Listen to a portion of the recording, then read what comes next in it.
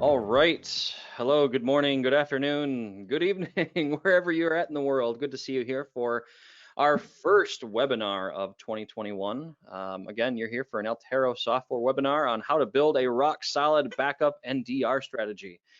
My name is Andy Surwich, a technical evangelist here with Altera Software. And, I've got a good buddy of mine here with us today, the author of the Backup Bible that we're going to be talking about here shortly. I've got Eric Siren with me. How's it going, my friend? Doing well. How are you? Good, good. Good to have you here, and we've got a wealth of information to share with viewers today. So again, we're here talking about, how to build a rock solid backup and DR strategy. And one thing I want to really kind of frame up as we start stepping through the content here is, we're going to present a bunch of example use cases, right? And the point of this webinar is not to say, oh, hey, if this is your use case, this is exactly what you should do, right? That's not what the point of this webinar is. What we're trying to do here is teach you how to go through the process of creating your backup and DR plan, right? So that whole, give a man a fish, he eats for a day, teach a man to fish, right? So that's kind of the concept here as we kind of step through the webinar today. So let's go ahead and talk about our agenda. So first thing we're gonna do is, we're just gonna, kind of introduce ourselves, introduce, Altero, the topic a little bit, and then we're gonna step through kind of some baseline stuff, right? Like why have a strategy? What are some backup and DR fundamentals that you should really be aware of and think about as you start stepping through this process? And then we'll get into our case studies. Now, a word about the case studies. One of the case studies is came from the sign up form. So if you remember when you signed up for the webinar, there was a form saying, hey, are there any interesting case studies that you'd like to talk about? For the case study one, we picked one that seemed to be kind of a recurring theme as we got some of the registration. So thank you for that. We're going to be talking about that in a second. Case study two is kind of a more highly regulated example that we see quite frequently. And then case study three, you're going to actually help put that one together. So that's going to be kind of a fun exercise as we get to case study three, and then we'll talk through it and we'll kind of work together kind of what the plan is. So from there, we'll also do some Q&A and some wrap up at the end. So quick word about the Q&A. If there's a question that we can kind of answer organically as we step through the webinar today, we'll go ahead and do that. Otherwise, feel free to keep putting those questions in the Q&A form, and we will be sure to address those as we get to the Q&A section at the end of the webinar, and we'll answer as many of those as we have time for. And as always, we always try to do a follow-up blog post that contains a full list of the Q&A, a recording of the webinar, and all that, so you can get that information later on, especially if you didn't get your question answered. So let's do some introductions. So I guess I'll introduce myself first. So again, my name is Andy Surwich. I'm a technical evangelist with Altero Software. I'm a Microsoft MVP in the cloud and data center management competency, as well as a VMware vExpert. Been in the industry for 20 years, mostly in a MSP capacity. So, when I'm thinking about the stuff, I'm always kind of looking at it through the MSP angle, but I did spend a lot of time in manufacturing, enterprise IT, as well as some time in educational IT as well. So if you want to reach out to me on Twitter there, my apologies, you have to spell the last name. It's just at a Surwich, and feel free to hit me up there if you have any other questions or follow-up thoughts, and more than happy to talk to you there. So what I'll do now is I'll hand it over to Eric for his introduction. Everyone, I'm Eric Siren. I have been in the industry for about 20 years. I have mostly done support for small and medium enterprises, all the way from one seat up to several hundred as outsourced support. And I have been working internal IT at like a 25,000 user hospital. I'm not sure exactly how many people we have, but somewhere around 25,000 for the last few years.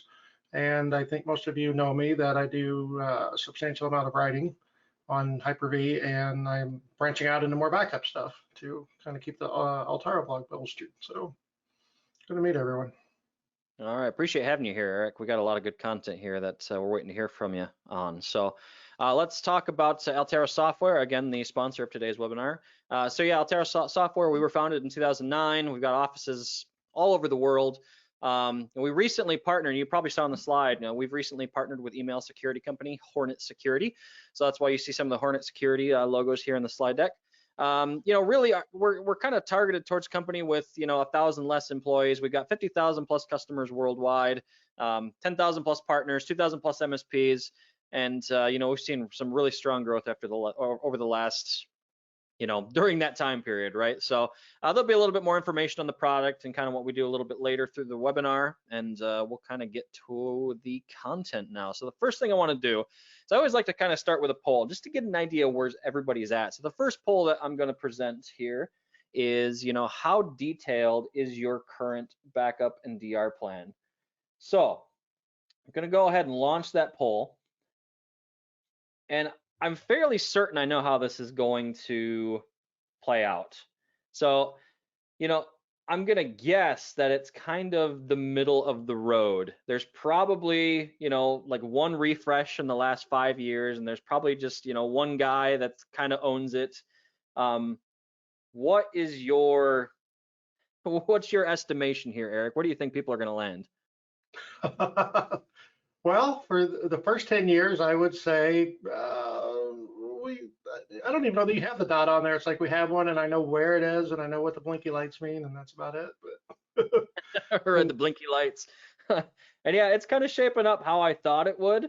I think it's going to be especially loaded towards the middle, like most of the polls we put up here are. So I'm going to give that another 10 seconds or so here, and we will close it for responses. And yeah, definitely kind of sitting right in the middle from where I thought. So let me close that, and we will share the results. So yeah, most people stated that, let me arrange my window here. I can't quite see it. Yeah, so it is refreshed and managed on a regular basis. So that's kind of what I thought.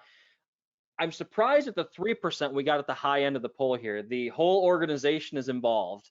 That is a rarity, as we can see in the poll here. It's the same as it was when I took over. 7% said a backup strategy. What's that? Yeah, we're here to help today. Trust me. Yeah. So yeah, this kind of shaped up exactly about where I thought it would. And I am also glad to see that 30% say it's discussed heavily within the IT team and managed on a regular. So really, I guess where we're at with this, and speaking in generalities, the more eyes on it, the better, right? So definitely happy to see that. So okay, I'm going to go ahead and hide that, and we'll move on with the presentation. So first, to kind of cue things up, why have a strategy, right? I mean, it kind of seems obvious, but I again kind of want to set that baseline for us today. So first off, the obvious one, right? Disasters can do and will happen. My grandmother actually had a saying when housework was we were building something around the house, like, okay, you guys better watch out and plan in case Murphy shows up. Of course, referring to Murphy's law, right? If something can go wrong, it will, right? So definitely that's one of the main reasons we want to plan and have a strategy. Now, some more concrete and maybe humorous examples, one thing that's very common that I've seen in the industry is, as a system administrator, we look at, hey, look at that cool infrastructure project. I want to go install that cluster over there, or I want to, install that new fancy feature in Windows Server. And backup and DR isn't really, like all that interesting, right? As in terms of the other things that we could be working on, but it's so important and you can't neglect it.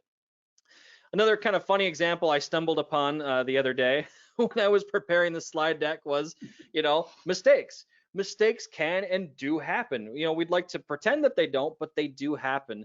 You have a case where a junior administrator makes a mistake, right? Definitely you want to be in a situation where you know what the plan is and are able to recover from situations like that. And then finally, to kind of wrap things up, before we get on to the more concrete bullet points here, is this is a situation, backup and DR recovery is a situation where I would argue you want to be the dog in the coffee shop that's on fire, because things are on fire. If you've got a strategy and a plan, you know what happens next. You know who the key stakeholders, you know what the plan is, so you're calm and collected while everything else is on fire, right? I think that's the first time I've ever used that meme in that from that standpoint. So all jokes aside, let's get to some more concrete examples here. A simple copy is not enough, right? When you're talking about backup and DR, there's so many people I've talked to over the years that, oh yeah, I backed up to a USB hard drive and all my data is sitting in Bob's garage on the other side of town, right? I mean, When we're talking about comprehensive backup and DR recovery options, that a simple copy is not enough. It's got to be more than that. I've found over the years that having a strategy, talking about a strategy, it really removes disconnects from within the organization. I can't tell you how many times I've run into a situation where talking with the IT manager who says, hey, this is what our RTO, this is what our RPOs are, and then talking with the CEO, the leadership of that same company, and they're like on different planets, right? So going through this process, going through this strategy really helps get everybody on the same page. I kind of mentioned this third one already. You want to have certainty during a disaster. Your strategy helps you do that. Having a strategy implies revision as well, right? So you're playing a game of chess. You start maybe with a particular strategy in mind, and then, oh hey, your opponent, they take the the mid board sooner than you planned on. Now you have to pivot. You have to change your strategy. You have to revise it, right? Your same thing applies to your backup and DR plan. And then here is kind of a key point that I think you're going to see hit on several times as we go through these case studies, is that different data sets have different needs, right? It's really difficult, especially when you get into larger, more complex organizations, to say, oh, okay, this whole organization, our RTO is 12 hours and our RPO is 10 hours, whatever, right? It's hard to put those blanket statements in terms of RTO and RPO across the entire organization. The reality is that your different workloads inside that organization have different RTO and RPO needs, right? So from there, I'm going to hand things over to Eric, and he will first talk about the backup Bible, and as well will kind of lead us into the first case study. So I'll let you take it away, my friend. Thank you for that great introduction. You kind of did a lot of my work for me. Sorry. That's great. So the big thing with the backup Bible is really to try to help you define that plan that Andy was just talking about, where you think beyond just a simple copy. Whenever we talk about backup is the core, and then the disaster recovery planning goes around it, and it's the big shell, and it's the hard work and the stuff that isn't fun, and the things where I got into this job to play with computers, and I do my DR planning, and I don't seem like I play with computers very much during that. So it's obnoxious and not fun, and sometimes you're just kind of lost on where to get started. So you guys can all read for yourselves. These are the bullet points that it really tries to touch on. And I think one thing that I was particularly focused on during this was the build out of the checklist, so that when you're sitting there and you don't really know where to get started, I hope that these checklists will show you and give you an idea, so you can look at these and go, okay, so maybe these fields aren't exactly what I need, because as Andy said, there's no one size fits all, and there's no one way to do it. We just kind of want to give to you that initial push to get you out the door, get you going, get things started, and hopefully in a completely neutral way, that whatever product you're coming to and whatever industry you're in, that there's something in there useful for you. And as we noticed here, that it is attached here, so if you don't already have your copy, you can go get yourself one. Yeah, definitely. And just so people know, we'll also include a URL at the end of the slide deck as well, so you can go look at the URL page as well if you want. And after our first case study, I'll scroll through and show some of the checklists that Eric was just talking about really briefly as well, so you kind of know what the checklists within the backup Bible look like. Now, the big parts when you're writing a book is, I have all the pages that I need, and I can just keep writing and writing and writing. So what I wanted to do with this is kind of bring it down to, when you're sitting down, you already know why you want to do a disaster recovery plan. That's not the question. The question is, how do we keep this in scope? So if you can answer these three questions at the drop of a hat, then you got a handle on it. And so I want to start with the engineering portion, in that, especially like from a provider, you can walk in, sit down with the executives and scare them into doing whatever you want. That's not all that hard. But then you look 5 years down the road and you come back in and warranties are expiring, and your storage equipment is failing, and so on and so forth. And you sit down with those same people and they're like, you came in here 5 years ago and you sold us this doom and gloom thing, and none of that ever happened. And we dropped $100,000 on this and we never used it. And as executives, their job is to maximize profit, and your DR strategy does not do that unless you have a problem. And hopefully you don't have a problem. So the best DR plan is one that never goes into action. And so they're like, we don't want to spend any more money on this again. So your previously $100,000 budget is now $10,000. So you have to think, how am I going to keep this sustainable? How do I make sure I get everything that I need, but I don't go over the top with it? And then on the next one, you kind of follow along with that same deal is you have to satisfy almost certainly some legal requirements to keep data safe, secure, and possibly, depending on your environment, a certain amount of time. And even if you don't have the legal oversight, you still have the ethical requirement to your customers and to your employees to protect their information. So that goes into, if you're not protecting that, then you have not engineered high enough. And then the final portion there is you need to be able to test it. So let's say you come up with a rock solid backup solution. It's under 87 layers of encryption, and you need 40 people to decrypt it. And then we put it inside this big concrete box, and then we put that inside another box that can withstand from 10 Kelvin all the way up to 200,000 Kelvin, and then we put it on the other side of the moon. That's pretty safe data. But how are you going to prove to anybody that you did it? You can't, right? Because you can't get your data.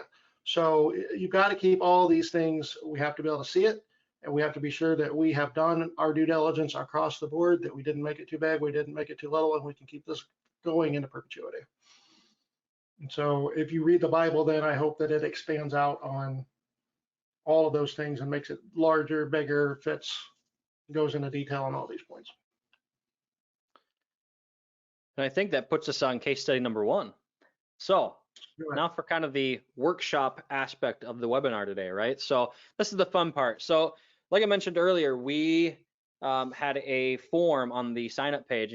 Most of you probably remember it, where you could actually submit your case studies. In this particular first case study, we saw a lot of overlap. A lot of the case studies that were put forward kind of seemed to fall within this category. So we kind of wanted to address it first. So what I figured we do is we just kind of start stepping through the process. Like first, let's find out what the company is, what are some of their challenges from a business perspective, and then, how can we set some basic criteria around their backup and DR needs. And then Eric is going to take you through some abbreviated forms that are kind of based off of the backup Bible a little bit, and kind of go through the process of, as the author of the backup Bible, what he would do to kind of step through the process of building a backup and DR plan. So this first case study we've got is really an 80 user supply chain company. So at least here in Michigan, kind of supply chain and manufacturing really goes kind of hand in hand, right? They really have a lot of the similarities and a lot of the same challenges, right? And really for any supply chain organization or any manufacturing facility, the key thing that they all depend on is making sure that that product keeps moving through that organization, right? So I mean, if the product's not moving, they're not billing, they're not collecting income, they're not paying their employees, that product has to move, right? That is their core business function. So, the thing with companies, especially manufacturers and SMB and supply chain companies, kind of in this 80 to 250 user range, I've found that they're large enough to where they have some of those more complex requirements in terms of data and just IT in general. They've got some of the more complex issues like an enterprise would, but they're still technically considered SMB, right? So that's kind of the challenge with organizations like this, is you've got a high degree of complexity, but maybe you don't have the budget needed to actually, do everything that an enterprise would when it comes to backup and DR, right? Now, I mentioned this earlier, and Eric's going to mention it a few more times, I'm sure. Again, disparate departments in any organization, but it really kind of stands out in a supply chain company as well, is that your disparate departments are going to have different RTO and RPO needs based on the criticality of the workload. And Eric's going to expand on that in a second. And what I've seen over the years, and what I kind of recommend personally as well, is that when you're working on your backup and DR plan, obviously you should go from department to department, right? But you should kind of also have a catch-all RTO, RPO type of designation as well too, right? That you kind of fall back on in case there's not something else defined somewhere else. So for the purposes of this particular case study, we're going to say, hey, the general 8-hour RTO, RPO, unless otherwise stated within the backup and DR plan. And in this case, there's no regulatory requirements for this particular company, right? We don't have to worry about, ITAR, PCI, or whatever. But generally, that's kind of what we're working with here from a supply chain company. So Eric, what do you think about this particular use case? I mean, we've probably got a sales department, we've got accounting, we've got shipping and receiving.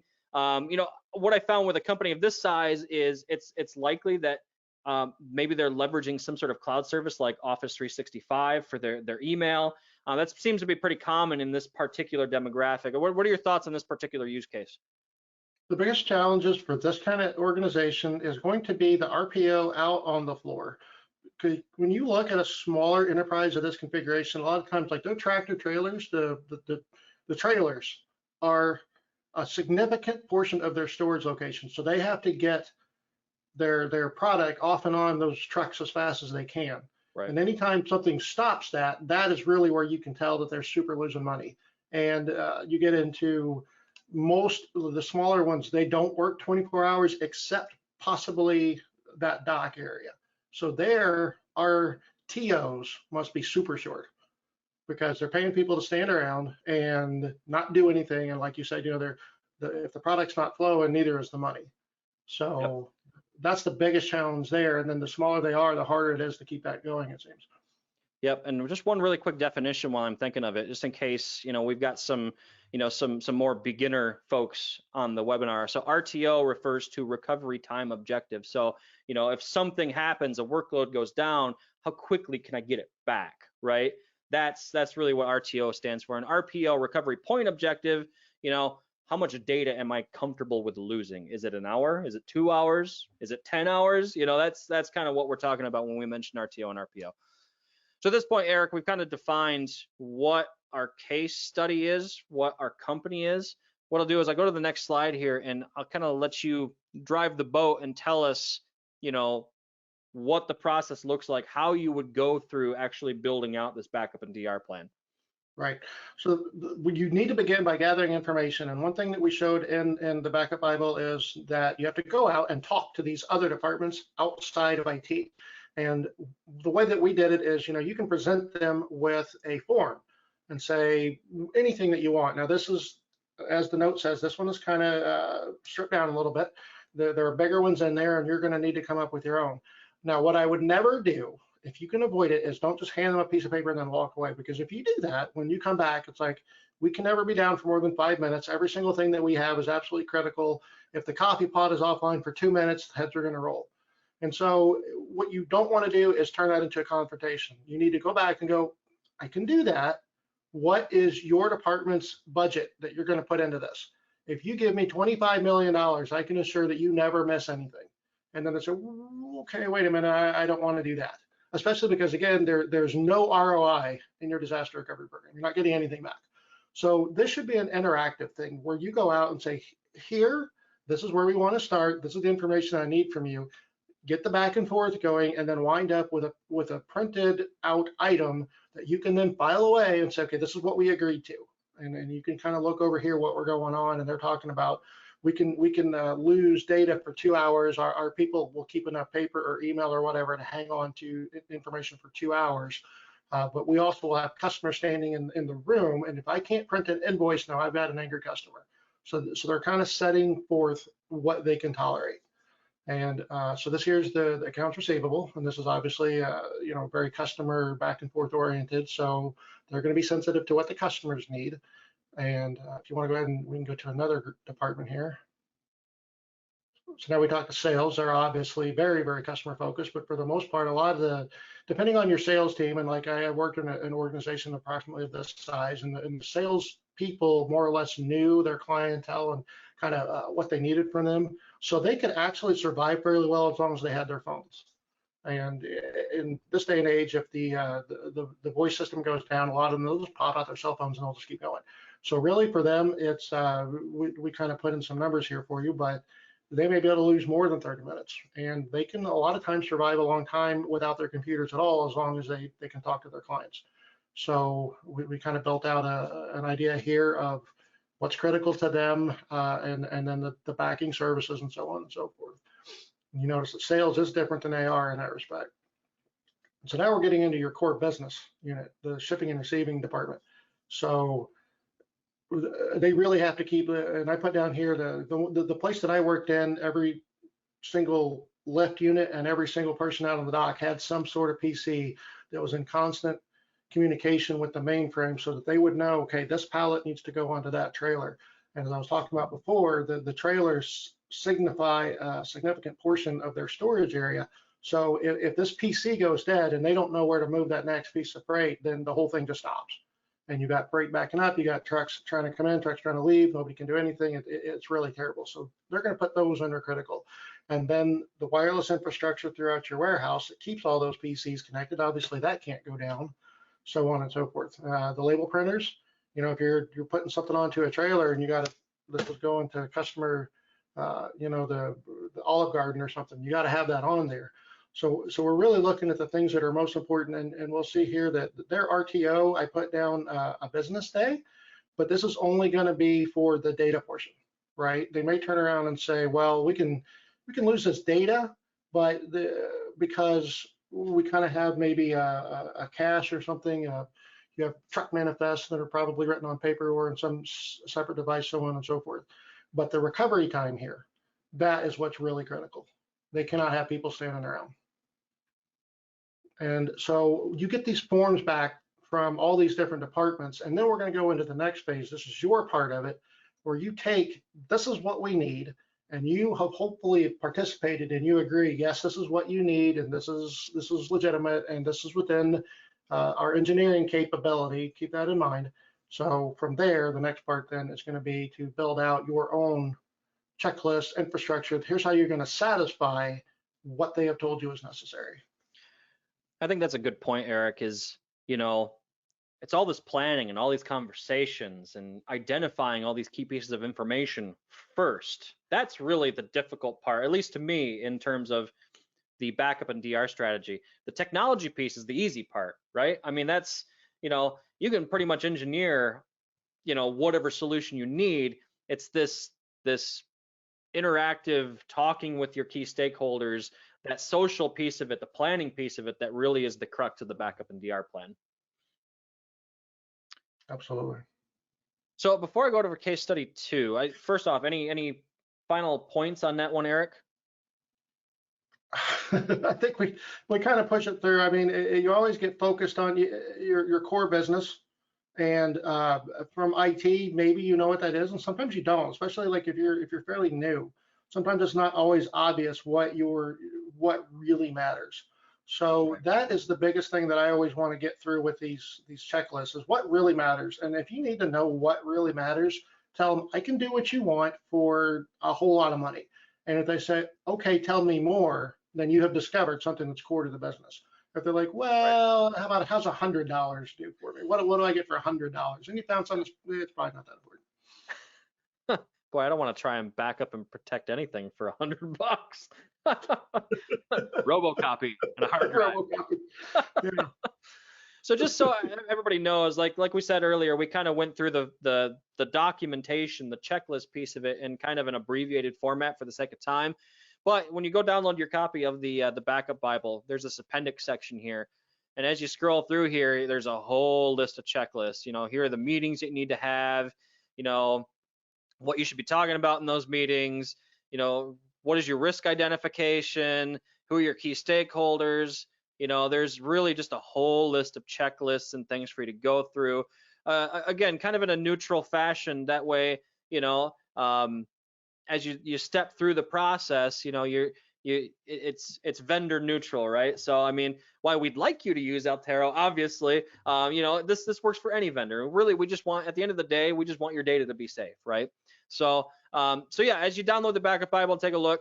Keep a special eye out on this template section towards the end. So with that, should we go over to case study 2, Eric? Knock it out, man.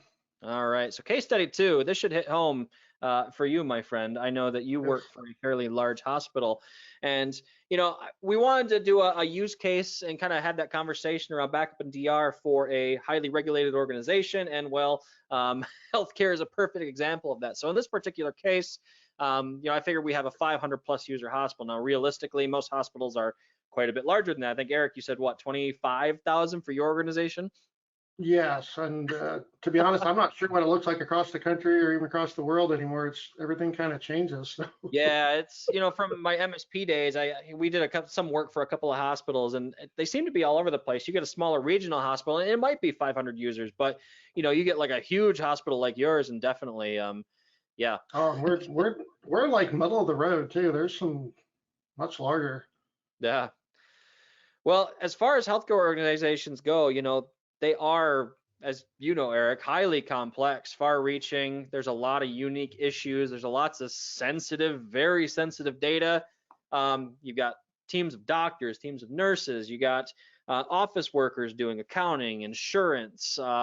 Maybe you have security personnel that have unique needs. I mean, there's just all these very unique and very challenging organizational issues that need to be addressed through technology, and that kind of applies to backup and DR as well. So again, kind of hitting this piece home, disparate departments have different RTO and RPO requirements based on the criticality of the workload, right? So, Eric, you probably speak to this a little bit better than I can because my healthcare experience is a couple years out of date now. But as a general RTO, it's gonna be more aggressive in this situation than we did in our supply chain example, right? Depends. Again, it really depends on what you're talking about. Right. Your surgeons need the lights and the air handlers turned on, and they can do their job. You know. Right. We don't want a surgeon doing and trying to do their job in the dark. Absolutely. No, no. But then, yeah, the other things, and it's interesting. You get back to a lot of similarities with your supply chain people because we have patients that are now discharged and they really want to go home, and if their discharge paperwork won't print, we have a really upset patient and an Right. upset family, and there are some surprising similarities across these different departments, or sorry, Right. different verticals. Right. The other big thing, and you kind of alluded to it a little bit already, is that you may have some very critical workloads for a healthcare organization, right? I mean, potentially some of your systems may be involved in somebody being alive or dead, right? Yes, absolutely, So, I mean, absolutely. you might have a situation. I put 10 minutes on here, and I mean, realistically, it could be even more aggressive than that, right? We tend to try not to put any life safety stuff in this position. Right. So a lot of this is also knowing your vertical and understanding. And then if you look through at a lot of your healthcare systems, they're basically designed around the idea that, like, I've got a lot of stuff that does report back to a home server, but if the network drops, it continues to function, Right. right? So, Yep. so where you get here, some interesting stuff is like, oh, everybody needs to move to the cloud instantly. It's like, well, I really need my accountability chain to be as short as I can possibly make it. Right. So we have, everything has a battery in it and it works autonomously for a while, maybe up to an hour or whatever. So you're correct, but we also realize the criticality of our system. And so we do design a lot of near right at that point of failure where that could happen. We do build a lot of scaffolding in. So sometimes we can survive longer than other people, more than you might think. Right. But do you want to get down to, do you need these super short RTOs, RPOs? Sometimes we do, yes, yes. Right. Well, like you mentioned earlier, I mean, it's important to know your organization, right? So you need to go have those conversations with the key stakeholders that support, on the front lines, they support those life-saving and really critical systems, right? So that you at least know you can plan on, okay, hey, if my data center, blew up one day, that those systems would continue to function. At least you've had that conversation internally as an organization. You know that those systems would continue to run in a disaster situation. And then the other thing about this particular example is, HIPAA regulation, right? We have patient data that has to be strictly protected. So, to me, instantly, I'm thinking, okay, encryption. Any copy of the data needs to be encrypted, definitely. I'm also thinking, data retention, 7, 10 years, different requirements based on, I think, not HIPAA specifically, but based on your regulation, different requirements, right? But typically, I think the common ones I run into are 7 and 10 years, right? So I guess, Eric, from there, again, as author of the Backup Bible, where would you start with this? How would you start architecting? What conversations would you have? How would you go about putting this plan together? This is the one where communications are super important. You've got to get out. You've got to get a lot of voices. Uh, Sometimes when we go in and we architect from the solution perspective. So one of the big things that I work with is our nurse call system. So if you're a patient, you can push a button and someone will come call you or help you out, whatever you need. And there's a lot of studies on this that how long between a patient putting that button and them saying, you know what, forget it, I'll do it myself, and then putting themselves in danger because, if you're in a hospital, you're obviously there for a reason, and we don't want you getting out of bed. So this is kind of our thing is who knows that, who understands when those systems are down, how long they're going to be out, what the kind of the risks are again. So, and you may not necessarily write that down, like in the backup Bible, we talk about fire and arson and people stealing your stuff. Well, like in my case, if I have a patient who gets up and out of bed to go to the bathroom because nobody came to talk to them, and then they fall down and hurt themselves, that's a risk, and it's a big one. Right. If you are just working in the back room and you don't realize that that's one of your highest risks, then the only way to find that out is through communication, because you can't be MD, PhD, and also the guy who maintains the entire backup. There's only so much you can know. So make sure Right. those communications are super important. I can't overstress that enough. You've got to Yep. start with the communications and finding out what's important and trying to frame things in the way that they can understand. And also, again, always use your price as, yes, I can do this, but this is what it's going to cost you. And that Right. really helps you find the things that matter. And again, coming back to that information gathering and the communication, right? I'm sensing a common theme here because again, the technology piece of it, that's the easy part, right? So Yes. having all these upfront conversations, gathering the needed information, that's really the key consideration here. So with that, what I'm going to do is I'm going to hop out to a demo really quick. And we've talked about a highly regulated environment, right? And some of the interesting and unique situations that presents. So like in a situation where we have a need for like an insanely low RTO, right? Our workload goes down, we need to be back up in 5-10 minutes. So I've actually been in this situation personally with a healthcare provider back in my MSP days, and they had a standalone SQL box, which despite our best efforts to get them to change, that basically held the patient records database. So everything in this organization depended on this one standalone SQL box. And this thing held, things like CT scans and imaging data as well. So the database was huge. We're talking like 8 terabytes in size or something like that. And of course, their backup application that they were using at the time didn't have anything like a boot from backup feature, which I'm going to show you here in a second. So it took 22 hours to recover that data. Meanwhile, they can't do anything for their patients, right? Which is a big deal. So when you have an application that can do something like boot from backup, that is that's a big deal in this situation where you have a low RTO. So I'm using our product as an example here. We have an option called boot from backup underneath our restore category. And what this allows you to do is it allows you to actually boot a virtual machine from the backup storage. So instead of having to go through that whole restore process, you can get the virtual machine up quickly, and away you go. Your users can use it. Now there's 2 modes here. There's verification mode and recovery mode. The difference being verification mode just brings the VM up, right? And you can poke around with it, use it, test it. Recovery mode is actually in that oh crap situation, right? It brings the VM up. Your users can start using it. All the changes are captured in a differencing file, and in the background a recovery job happens. So in the example I just gave, we come in here, we do recovery mode, and the restoration of the production VM would slowly happen over that 20, 22 hour, 24 hour period. Meanwhile, they're able to use this backup booted version of the VM, and all the changes are being captured. And at the end of that process, all those changes are rolled up into the production VM, so nothing is lost. So just to give you an idea how this process works, I'm just going to step through the verification version of it because it's a little bit shorter in the sake of time. So basically, I have to select, hey, what backup repository do I want to look at? What virtual machine do we want to bring up in a boot from backup fashion? Let's say we're having issues with this particular file server. I'm going to hit next.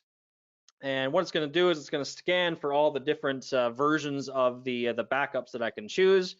And we're going to choose one that's application consistent. Let's go with this one. And I'm going to say, okay, what's the name inside of my hypervisor? What's the boot host? What's the boot to location? By default, we will disable the virtual NIC on the virtual machine. That way you don't have two machines talking under the same host name and IP at the same time. And what we do is we just click boot. And what that'll do is it'll start this process of actually booting the virtual machine. Now, in this particular instance, I'm using Hyper-V. If I hop out here to Hyper-V Manager, in a second here, I'll actually see that boot from backup VM show up as a third VM here in the list.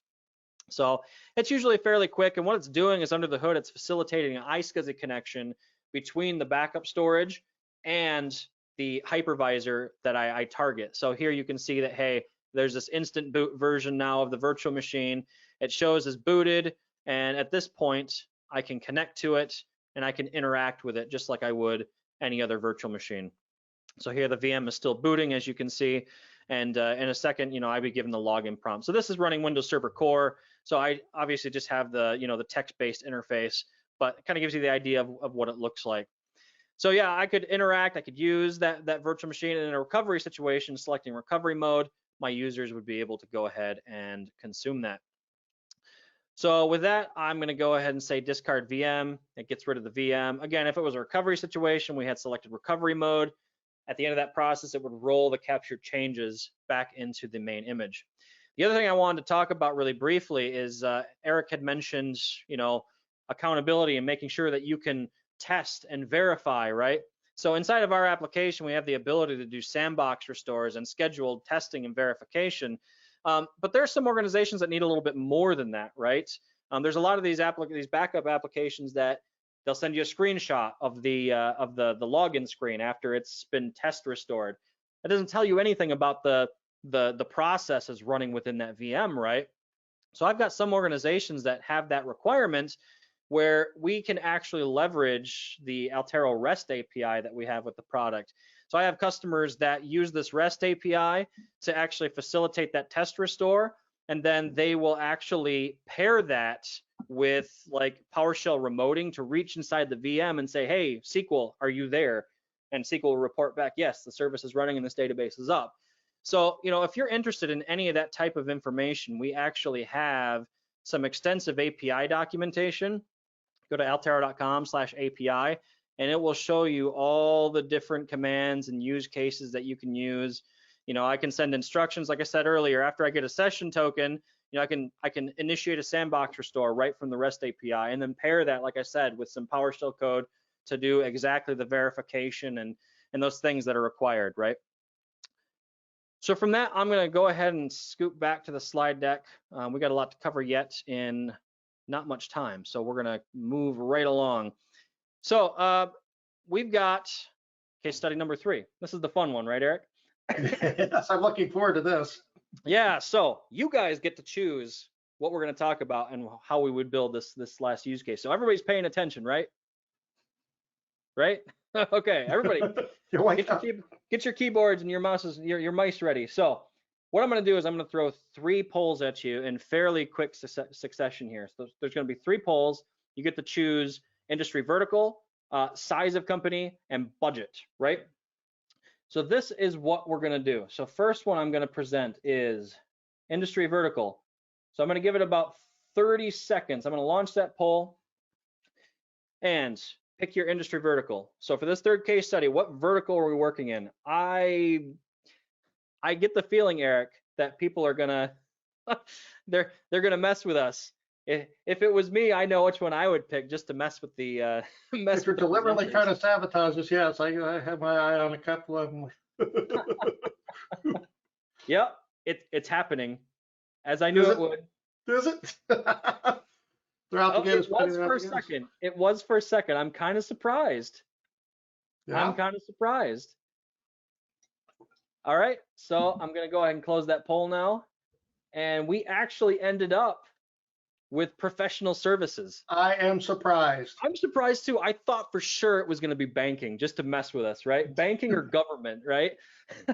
So, all right, we got professional services. So I'm thinking like accounting offices or law firms or What do you think, Eric? For this example, maybe let's just go with a law firm. How do you feel about that? Perfect.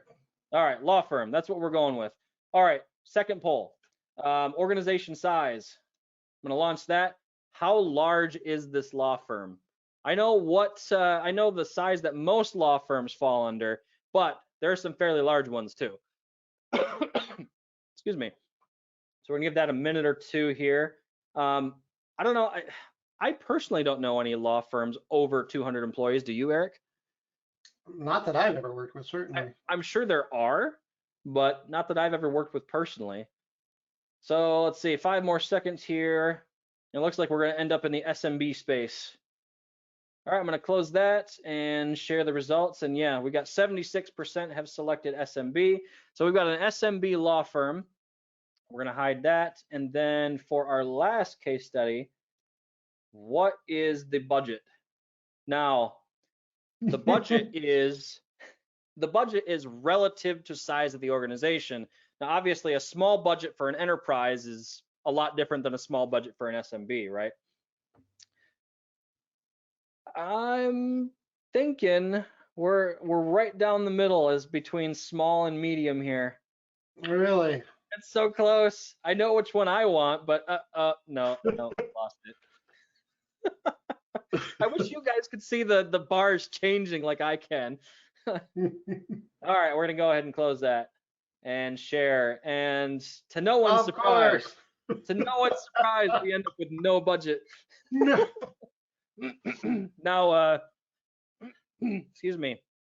Now, the joke I had for this particular point in the webinar was I thought for sure people were going to choose banking with a small budget. And I was going to say, as a joke, get your lawyers ready. I can't use this joke in this particular example because we're dealing with a law firm. So thanks, guys. I spent so long figuring out that joke. You came here for the bad jokes, right? Anyway, I'm going to scoot past that. So let's go ahead and start kind of walking through this example. So, whoops, I got ahead of myself. So for this particular example, we've got a law firm. Helps if I capitalize correctly. So for a law firm, what are your initial thoughts right out of the gate, Eric? Your big thing here is obviously going to be you have to keep meticulous records, and you are not going to be very tolerant to data loss. Right. Can be little to no data loss. And that's because we got things like legal records, right? So I mean, potentially the data that you have is the difference between somebody going to jail or not, right? Or a suit going through or not, right? That data and that evidence is so critical. So little to no data loss. So right out of the gate, I'm thinking like, what, 5-minute RPO, 10-minute RPO? It's going to be fairly, maybe not that aggressive. That's a little too much, I think. It's and most of your law offices are still working with paper to some level. So if not, then they're working with transmitted data. So somebody somewhere usually has a copy. So maybe we go with like a two-hour RPO, you think? Let's say 2 hours. I think we'd be safe with 2 hours. 2-hour RPO requirement. Okay. As far as RTO goes, like you said, a law firm, we're going to be dealing with a lot of paper, right? So I mean, if systems are down, they at least have their legal briefs, their legal documents that they can go to if they want. So I think what I've seen in my experience doing IT for law firms over the years seems to be one business day is about the RTO, because typically you've got lawyers coming and going back and forth to court. You've got meetings happening where they're just keeping pen and paper notes anyway, right? For the most part. So we go with an 8-hour RTO. And then for a legal firm, if I had to guess, most of them are probably going to leverage, something like Office 365, right, for mail, at least, possibly SharePoint. I'm just trying to think of the different types of data they would have in play. Typically, there's going to be some sort of, business-centric application. Like the one I remember off the top of my head is a program called Abacus, which seemed to be an application that a lot of law firms use for some of their day-to-day operations. So here I'm thinking like, okay, these are some of the key requirements. What kind of conversations would you be having for this particular use case, Eric? What would be, how would you approach this, now that we have some of the basic requirements figured out? Sure. Because I have experience in this particular field, the first thing I want to walk in and go, are you really doing this Office 365? Because I have worked with a lot of lawyers who are just really untrusting, Yeah. and they're going to want to bring that as much as they can in-house and have it sitting like under their desk. They don't even want a server cabinet. They want it under their desk because they Exchange just server running under the don't desk. trust. Yes, because they just really don't have that trust level for anybody. So I focus a lot, and then also going back to the paper thing, which is kind of universal across law firms, is we kind of turn away the focus on data because data is relatively easy to protect, and we get into a premises problem like a fire, right? Something that actually puts more at risk than just the simple data, because if they're working in the short term with paper and you have paralegals there who aren't, I guess sometimes they're not as intimately involved in the cases. They know, that they're shuffling paper. It just depends on how deep and how large it is. Now, small, when your paralegals tend to run the show, so maybe it's not such a big deal. But you do have to kind of consider where are the knowledge points. Where does the knowledge really live? Right. And if you're in there just talking to the lawyers and you don't give the paralegals a chance to talk, then you may miss out on something, because a lot of times the lawyers have one idea of what's going on, and you even brought this up in the very beginning, is the principals may come back and go, I know this, I know that, I know the other, and then you turn around and then the woman who's answering the front desk phone is like, well, there's a whole lot that goes on that he doesn't know about because he doesn't have time, or whatever else. He's delegated so much he's forgotten that we do this. Right. So the bigger part there is, just like in actual law, discovery is such a big deal. So when you go into a law firm to do work for them, your discovery is a big deal. Right, definitely. We've got Andrew in the chat actually brought up a really good point here. He mentions OneDrive, which now sends me down the path of, okay, we're using cloud storage on the endpoints, which then brings me to endpoint backup. So I mean, in this situation, you've got lawyers that, maybe they're in the office 40% of the time. They've got their Right. laptops, they're out at courthouses, they're meeting with clients. How would you approach like an endpoint backup in this situation? In this kind of situation, what I get down into is you really need multiple copies of everything. So endpoint is notoriously unreliable in a disconnected environment. I mean, if you put your laptop in your briefcase and then you go home and leave it in the trunk, and the sun bakes it and turns it into the plastic soup, what good is having a backup program installed on the laptop? So, or somebody just breaks in and steals it. There's a million things that can happen. So Right. the transitory nature is the problem. So if you're going to use something like OneDrive, which I think is great, then your big deal there is less about your backup and recovery and more about, is that being synchronized? And then on the back end, on your Office 365 data, is something taking care of that too. So like if you get a ransomware hit, or you save something and don't Yep. notice it for a while so that you can't go into the history and get it, things like that. That's where I really get worried. Right, definitely. So you'd more leverage the cloud storage for the distributed endpoints. And then yeah, definitely that brings up the whole conversation of like, okay, well, I'm using Office 365, but do I leverage, the built-in tools that are inside the platform, or do I leverage a third party? So one thing that's a whole another ball of wax, having that conversation. We could do a whole webinar on that particular subject. But I will say that, again, with our small budget in mind, I would go out on a limb and guess, again, you'd want to verify this, but I would assume that this law office is probably using some of the lower tier Office 365 licenses, which, unless you have E3 or higher in the Office 365 space, you don't have some of those fancier built-in data retention tools. And that's where Right. like a third-party backup player would come into play then, right? Because a third-party backup can generally protect your Office 365 data regardless of the type of license that you have in the Office 365 space. So yeah, I think what we're looking at here for this particular use case is multiple tools, right? And I think that's Yes. probably going to be the case for every situation. Yes. You're going to be leveraging multiple tools to have that comprehensive backup and DR strategy. And don't forget your small things too, because if I email you a copy of your legal brief, that's a copy. Right? That's true. So don't forget the simple things that you've always had. Don't get so wrapped up in what you can do with this really super in-depth technology that you forget the basics.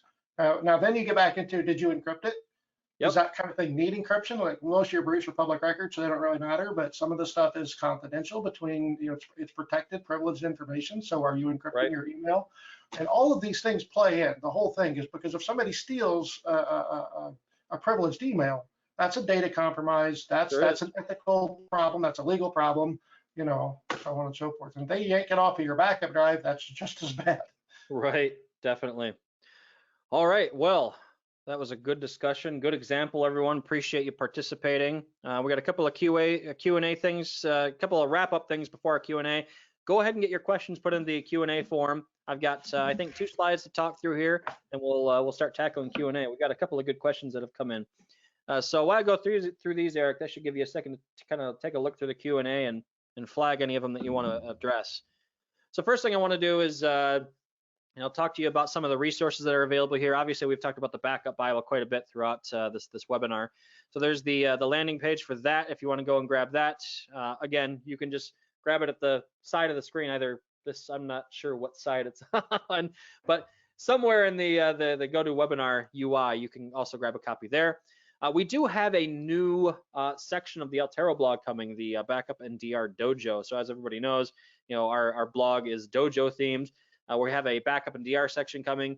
So when that becomes available, you will be notified via the email that you provided to sign up for this webinar. So be on the lookout for that. They'll have a lot of great content, some of it written by Eric as well. If you want some of Eric's other articles, he's been a long-time contributor to the Altero Hyper-V blog, so I linked to his section of the blog there, as well as just some general Hyper-V, VMware, and MSP-related resources. Additionally, like I mentioned earlier, you might want to leverage an Office 365 backup application. Just so happens that we happen to have one, Altero Office 365 Backup. So really it allows you to do, annual or multi-year subscriptions, and allows you to back up, your mailboxes. It allows you to back up OneDrive, SharePoint sites, and so on and so forth. So really it's hassle-free. It's centralized management. We handle the storage for you, so you don't have to worry about standing up your own storage.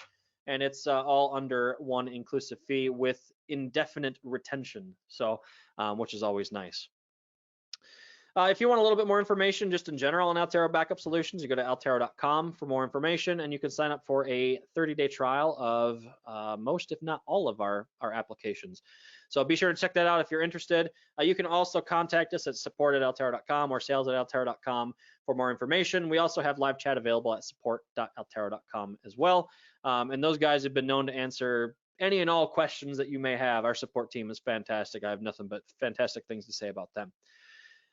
So from there, Q&A. So we'll probably go over time a little bit here just to make sure we can answer as many questions as possible. But Eric, have you seen any that really stand out that you want to address?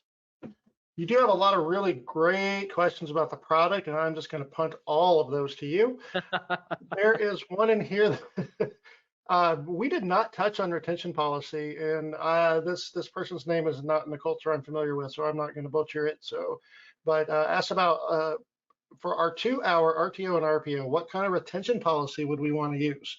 And I think that's great question in a lot of ways, because retention policy is not necessarily tied to your RTO RPO. Sometimes you have a super short retention policy, but you can't lose very much historical, and sometimes it goes the other way, and sometimes you have the worst case scenario. We have a really short recovery requirement, but also a super long retention policy.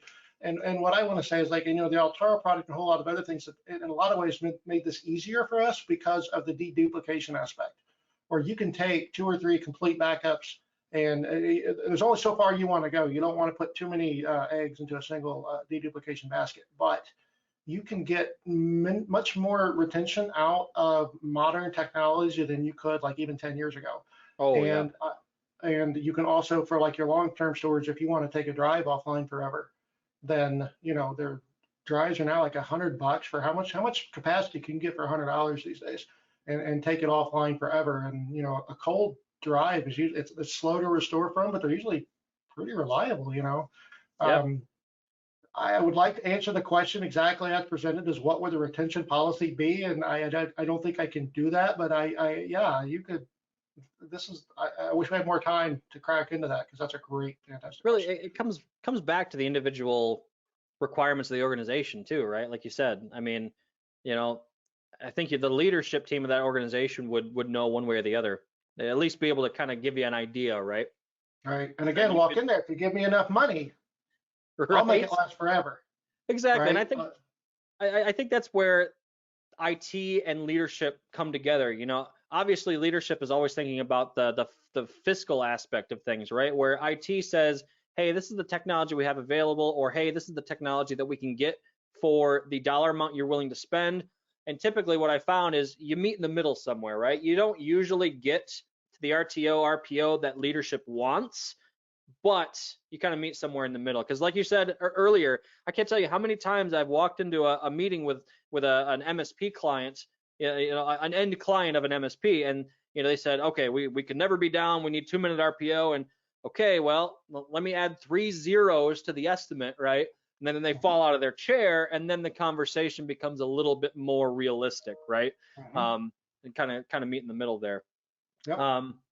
One question that I wanted to make sure that, speaking of leadership, one question I wanted to make sure we covered that I ended up seeing was, what do you do in a situation where you can't get buy-in from leadership to go through this process? I've actually seen this several times where IT knows it's a priority. They want to go through this exercise, but leadership just either doesn't see value in it or they don't see time.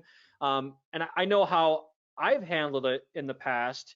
Typically, it involves a blanket RTO, RPO, and a bunch of emails to cover your rear end and say, okay, Mr. CEO or Mr. CFO or whoever, unless I get other direction from you, this is what our RTO and RPOs are going to be. And what I found works really well also in those situations is 2 things. First, if your organization has to adhere to some sort of regulatory compliance, that makes it really easy, because now if I'm if I'm a bank, I can go and go to my leadership and say, hey, we're not compliant with, I think it's SOX for financial institutions, right? We're not compliant here. This could be our penalty here, here, and here. This is the financial cost for not being compliant. That makes it really easy usually, right? And then the other side of it is trying to put it in real world terms as far as the fear aspect of the conversation, right? So I find that I hate to use fear to try and motivate people, because just morally it always feels icky to me. And it But doesn't I last. It found wears that, off. what's that? It doesn't last. It wears off. You can only hold a Right. gun to somebody's head for so long for like, you know what, just forget it. I'm not afraid of you anymore. Exactly, right? But what I found is that you can at least initially use it to try and frame the conversation that says, hey, what are the 2 most important applications in the building? Okay, so we'll use a manufacturer as an example. It's the SolidWorks, the engineering files that the engineers use to design and build the product, and the software that runs the shipping department. And then usually how I framed it in the past is I'll say, hey, what would happen? How much money would be lost if both of those things just disappeared right now? And usually that's enough to say, you kind of see the thought process in their brain, where they're like, oh yeah. And now all of a sudden it becomes a priority, because now you've given them a tangible example, right? I found that works really well as well. I don't know, Eric, if you've got any other feedback for that particular question. How much time do we have again? We'll probably go for another minute or 2, and then we'll call it good. One thing I have found that does kind of help is to talk to them in their terms. So sit down, get yourself a template for a service level agreement, and write down and say that due to the technological constraints placed upon blah, blah, blah, and go into it, and then say, I promise you that I can keep your data for about, 3 hours, but you could be down for 3 days, and just really make your SLA kind of scary, and say, this is all I can promise you because this is all I've been given to work with. Right. and then just leave it on their desk. And so if they come back and go, why? And you just always pull up that SLA and go, this is the one this is what I committed to, because this is all that you committed to. And Yep. Yep. it's a rough situation. There's no great answer. And we've all had that boss. So. Yep. Yep.